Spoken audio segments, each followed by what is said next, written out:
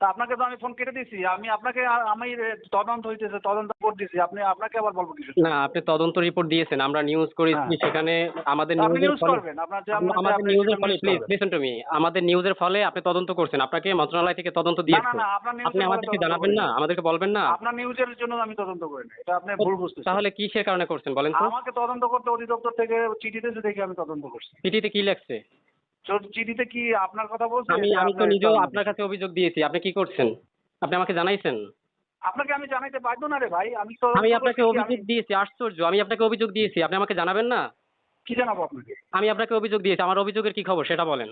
তা আপনার তদন্ত রিপোর্ট আমি দিছি। আপনার তদন্ত রিপোর্ট দিছি কিনা সেটা আপনি জায়গা মতন খোঁজ নেবেন। যে না, তদন্ত আমি তো রিপোর্ট আপনার কাছে অভিযোগ আপনি দিয়েছি, সেক্ষেত্রে আমি তো হ্যাঁ। আপনার কাছেই জানতে তা চাইবো আমি নাকি?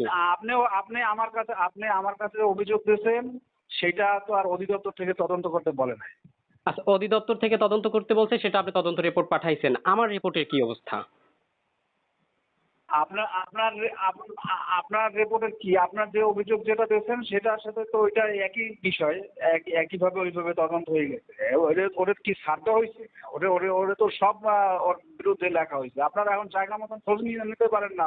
না, আপনি ওর পক্ষে তাহলে ওর লেখেন, বিরুদ্ধে বিপক্ষে তো লেখেন, আমি তো অভিযোগকারী, হ্যাঁ। আমি তো আপনার কাছে তা অবশ্যই ও যা জানতে চাইবো তথ্য বা কি পাওয়া জানবো, গেছে আমি কি পুরো আমার কি জানার সব অধিকার নাই আপনার কাছে নাকি? পুঙ্খানুপুঙ্খভাবে ওর সেইভাবে লেখা হয়েছে। না, আপনি আমার ওর আমি আমি অভিযোগকারী, সেক্ষেত্রে কি আমার জানার অধিকার নাই আপনার কাছে? আমি কি সমাজসেবা অফিসারের কাছে জানতে পারবো না?